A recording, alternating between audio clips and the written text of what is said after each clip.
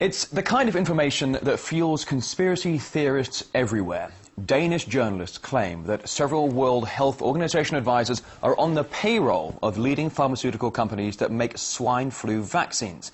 We're now joined by Louise Voller from Copenhagen.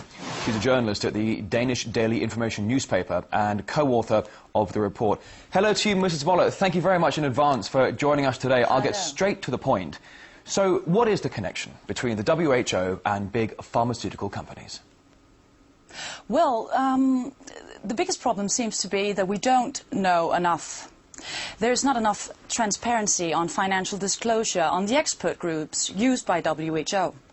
So, when in time of crisis such as swine flu pandemic, WHO gather an expert group to find out what are the recommendations. What are the recommendations of the vaccine, of the disease, and so on. What we do know is that the pharmaceutical industry is present at the meetings of WHO expert groups, but what we don't know is what they talk about.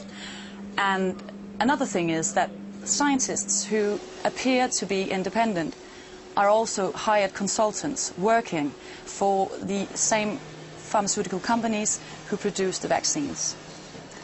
This is clearly an issue that needs to be taken care of. Right. Well, certainly this is a bit of a potentially touchy subject for not just the pharmaceutical companies, but for the WHO as well. I mean, how do you think the WHO will react to your report?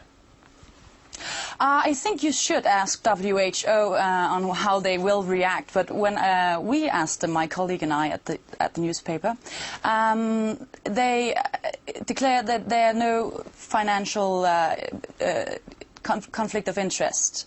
They will probably not publish the financial disclosures of the expert that they use unless there's some kind of pressure put on these expert groups. Are you suspicious of the fact that so much fear has been spread about this when many experts say this virus isn't necessarily any more dangerous than conventional flu? Well, I'm not really a scientist, and I don't know. I'm not know enough about swine flu to talk about swine flu. But what I think the original fear was that this virus would mutate in some way, which is, you know, reasonable doubts that it could. But if we look at the facts, the pandemic broke out 11th of June this year. 6,000 people, around 6,000 people worldwide has died from it by now. And, you know, 500,000 people die every year from conventional flu. So I'm thinking there's a bit of, you know, mass hysteria about this. So, which is, yes, a bit suspicious. Indeed. And Mrs. Voller, yeah. Sorry, I was just going to say, my final question for you, I know you're busy. Is anything concrete being done to investigate these allegations?